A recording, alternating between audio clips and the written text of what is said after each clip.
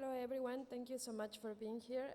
And I'm very happy and very honored to be here. It's my first time in Asia.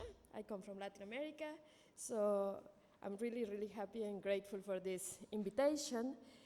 And also because I think the two previous presentations dialogue very well with that I want to present now, especially this one about, obviously, to recognize women's work in the labor market, productive work, but also in the care economy, right? The unpaid work that women do every day to sustain life.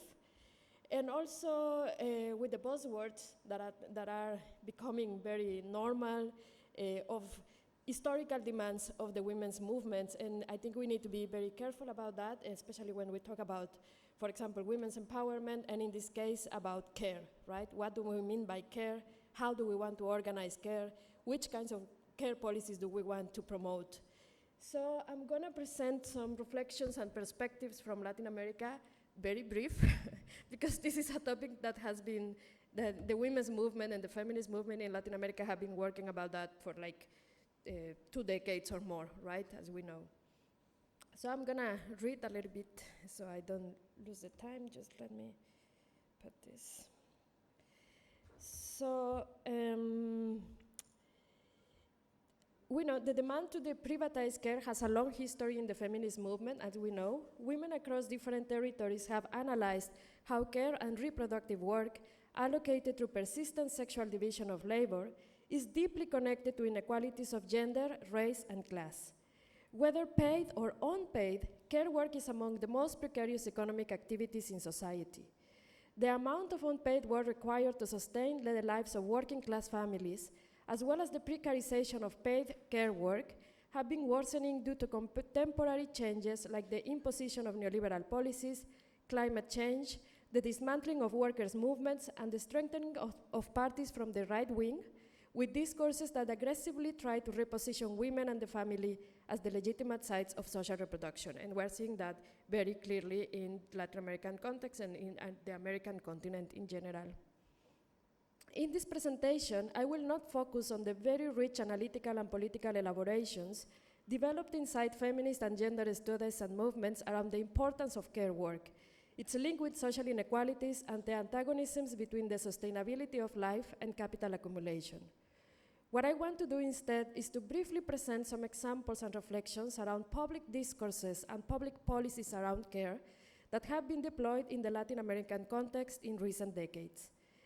Coming from the feminist and women's organizations, the demand to redistribute, reduce, and recognize care has reached the arena of institutions, with almost all of the governments in the region engaging in various ways with these demands. We have to be to acknowledge that this demand and these conversations around care come from the women's organization and women's movements, and now we are in an historical moment when they have reached the institutional arena, and so what is happening there? Nevertheless, the concept of care and the policies that should address it are not homogeneous. On the contrary, there are multiple positions and objectives that are disputing this highly political issue. So care is not innocent. How we talk about care, what we demand about care is never innocent, and that's why there is not a common understanding of what do we mean by care. And yes, we agree that we need to reorganize care, but how, in which conditions, through which policies, right? And what is the final objective? So, yeah, can we go to the next one? Yeah. In this regard, the concept of a care agenda is important to analyze the differences and consequences of narratives and policies around care. An agenda of care could be broadly defined as a set of postulates and normative assumptions that aim to reorganize these activities in society, questioning who should care, for which populations, how the costs of care are distributed, and what institutions, economic structures, and political frameworks will enable such advances in the countries of the region. All these questions open up different patterns of action, policies, and discourses. Discourses and narratives are important because they are collective tools to communicate a social horizon that can be more or less transformative. In the case of Latin America, there have been 2 international organizations very active around care policies and narratives in recent decades. The first one is the Economic Commission for Latin America and the Caribbean, the ECLAC, that belongs to the UN, and the Inter-American Development Bank, the IDB. So these two are international organizations that are now proposing and pushing an agenda of care in Latin America, right? So publications, research, and advocacy around care of these two organizations have been growing in the past years, especially after COVID-19. Nevertheless, there are substantial differences between how they conceptualize care and therefore which kind of policies they propose and support.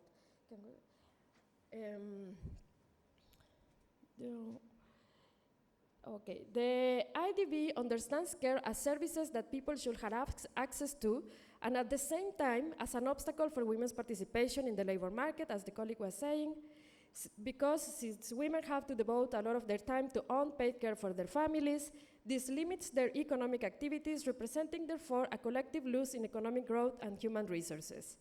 According to this institution, creating and supporting an industry of care will be the best course of action since this will represent a number of advantages.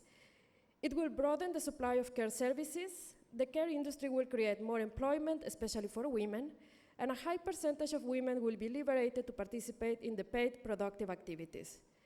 Therefore, a care industry will become a catalyst of economic growth, job creation, and tax revenue, constituting a win-win option for governments who are currently struggling with a limited fiscal space. Supporting the care industry through subsidies and fiscal incentives will therefore be smart economics. On the other hand, ECLAC has been pushing a different narrative, conceptualizing care as a human right. The right to care has been defined as the right of every person to receive the care needed to ensure their well-being, the right of individuals to provide care under dignified conditions, and to obtain self-care. In this way, it focuses not only on the supply of care services, but also on the conditions of care providers in a paid or unpaid way. Seeing care as a right also implies the right of individuals to care for their loved ones and to freely distribute their time between care and other activities, including, of course, self-care. This will imply a redistribution of care between the state, the market, families, and communities, but nevertheless, the state will be the main responsible actor to ensure this right. Therefore, this promotes the creation of national public care systems and of universal policies on care.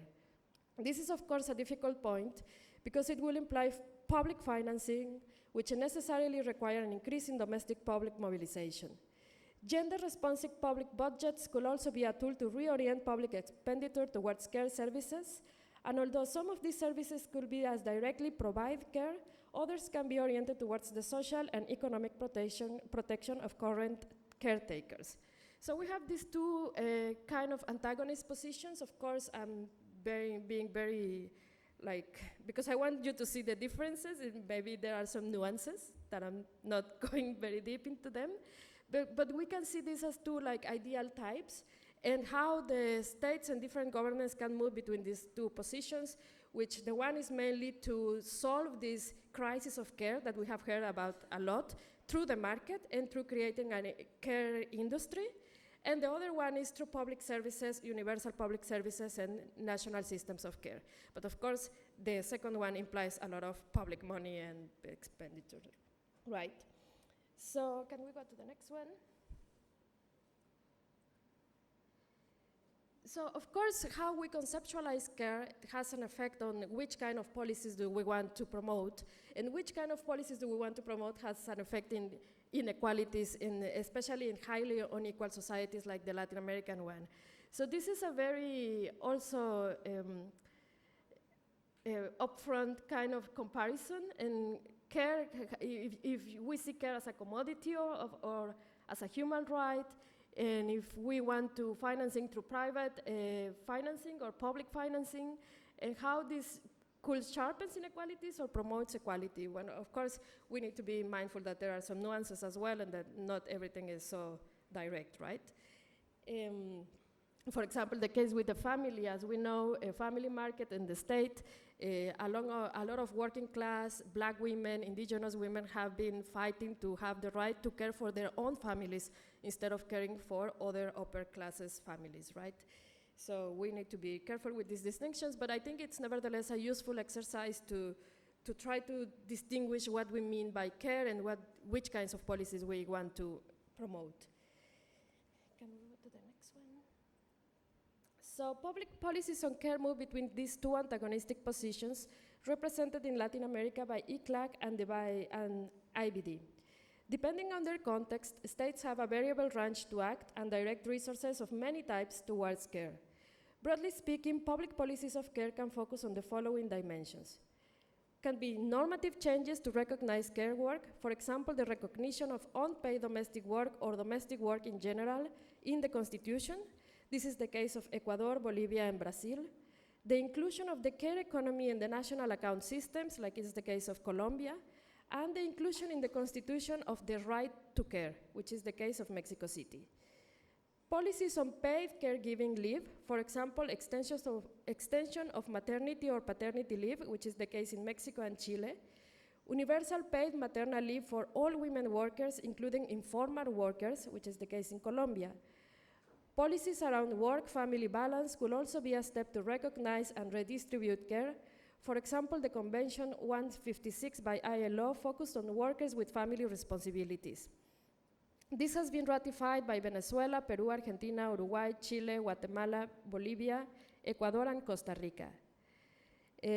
Social change campaigns, for example, Father from the Beginning, which was in Cuba, or the campaign I Will Take Care of It, which was in Argentina. These are broad public campaigns to promote like a cultural change and a change of values. And of course, these two were very much focused on men and masculinities and involving men in care work inside the families. Direct provision of care services, for example, through child development centers in Argentina or national subsystems of support and care in Chile. And of course, which is the main objective that we will all want that, if it was possible, the comprehensive care systems, which currently just exist in Uruguay and in Bogota, which is the capital of Colombia. And in Uruguay, it has been changing a lot because of the change of the president, and so it's pretty much defunded now. And the another example could be the national policy of care, which is the case of Brazil, and I'm gonna talk more about that. Can we go to the next one, please? So of course, we would like to have comprehensive care systems, which will include all these following components, like care services creation and expansion, care services and working conditions regulation, paid care workers professionalization, information acknowledge management, and communications to promote cultural change and co-responsibility. Well, you can imagine all the obstacles that governments are saying that why this is not possible, because it will be super expensive to do this. So these are just some examples of policies on care that of course will have different impacts. A public campaign can be important to raise awareness and might contribute to the redistribution of care inside families, but it will have a very limited impact regarding the material conditions on which care is provided. In the Latin American context, marked by high socioeconomic inequalities, policies around care should consider at least the interaction between gender and class. Any policy that does not include certain criteria around class and income redistribution will likely end up reproducing inequalities between families who can purchase quality care services and families whose social reproduction is on the brink of depletion. To finish, I will present two examples of different care policies in leftist governments in Latin America, which are Colombia and Brazil. Brazil has promoted, can we go to the next one? Brazil has promoted the creation and implementation of a national care policy. To design this policy, a collective process took place in the whole country through fieldwork, public consultation, and territorial analysis. This was useful to identify the main needs in the supply and demand of care. The national policy does not imply, this is important, does not imply the creation of a national system of care. Instead, a governmental dependence was created. The Secretary of the National Policies on Care depended on the Ministry of Social Development to coordinate the work of many national ministries like work, development, natural resources, etc. 20 national ministries in total are involved. The national policy on care has 4 main axes of action: rights for caretakers and care receivers, promoting decent work and improvement of working conditions for workers in the care services, including domestic workers, nurses, teachers, etc., acknowledging different cultural expressions of care and supporting collective communal care efforts and initiatives, And lastly, democratic governance, ensuring spaces of civil society participation in the monitoring and designing of national care policy. As explained by Jordana de Jesus, former director of care policies in Brazil, financing is obviously a limitation for the design and implementation of policies of care. Nevertheless, when understood as a pressing issue, as something that requires action now and not after economic growth or after fiscal reform or after something else, it compels the state to reorient its activities, budgets, and priorities. The national policy of care is, above all, an exercise of reorganization and coordination within available resources. And that's also, of course, a limitation, but that's also something that shows that it is possible to do things now with the current budget of the state. The second example is the case of the city of Bogota, which in 2021 started the Manzanas del Cuidado. I'm saying it in Spanish because there is not accurate translation because it's kind of a word game. Manzana means apple and block at the same time in Spanish. So it will be something like care block or care neighborhood. The program consists in building public spaces following a territorial approach and focusing mainly on marginalized communities or communities where there is a strong presence of unpaid caretakers, which is usually marginalized communities, women from the working class who do not participate in the labor market, but devote most of their time to do unpaid domestic work for their families. The manzanas are public buildings where caretakers can go at any time. There will always be someone to take care of their care receiver. So if there is a mom, they can always go to the manzanas with their kids, and someone will take care of the kids while the mom does other activities, right? Thus allowing for the caretaker to take a break, to rest, read, or even to participate in activities taking place also in the manzanas. For example, yoga lessons, financial education, workshops, swimming lessons, among other services. This practically allows a recognition of work and addresses one of care work and addresses one of the classical questions of feminist economies: who takes care of the caretaker? The manzanas are a space of building communities and redistributing care work. Currently, there are 25 manzanas in the city of Bogota. This program has been recognized as one of the most creative and important policies of care in the region. Can we watch a video? It's very short, it's just 1 minute about the manzanas, and it's in Spanish, but you can see pretty much what is the idea. Can we play the video? Yes.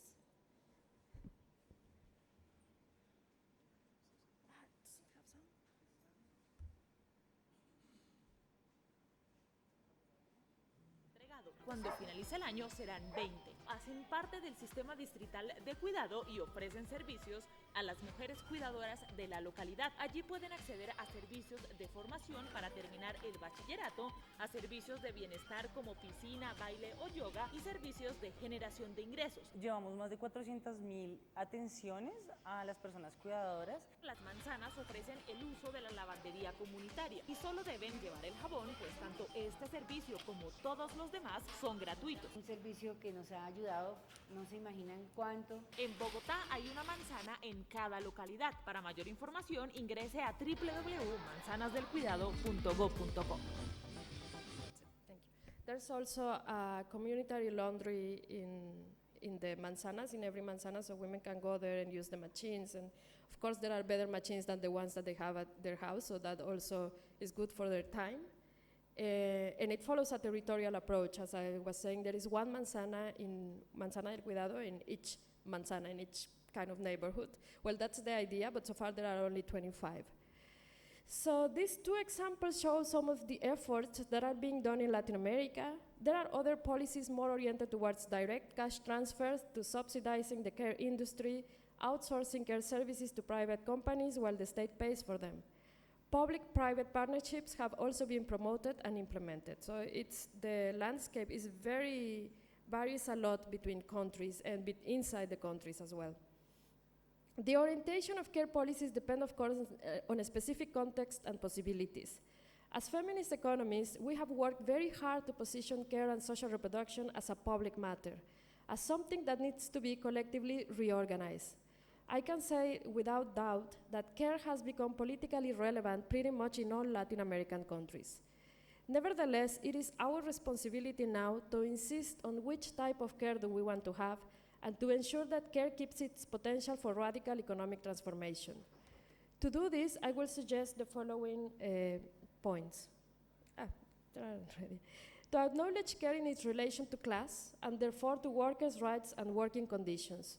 To be able to care more, it is necessary that the private sector assumes part of its responsibility, but not as care providers, but as ensuring workers' right to family and personal balance. To focus on the most vulnerable and excluded populations who bear the burden of economic and climate injustices. To move towards universal policies of care, for example, providing universal paid maternal leave, which will also cover informal workers, is a step towards making the whole society responsible for care and not only mothers or the family. To keep as a political horizon a society where care is at the center of our activities and not just another source of profit and inequality, as it is likely to become if the path that we follow is to strengthen the care industry. And finally, social participation is essential to collectively define needs around care and ways to meet them. Although the state is, of course, a relevant actor who should provide infrastructure and services, care is a set of social relations where democratic participation is key. We pursue a political horizon where it is not the market or the state who define those social relations, but citizens through collective mechanisms. The case of participatory budgeting in Brazil is a good exercise in that direction, as it is the emphasis of Las Manzanas on creating and promoting communities. In this regard, the support and inclusion of communitarian efforts around care are essential. Thank you.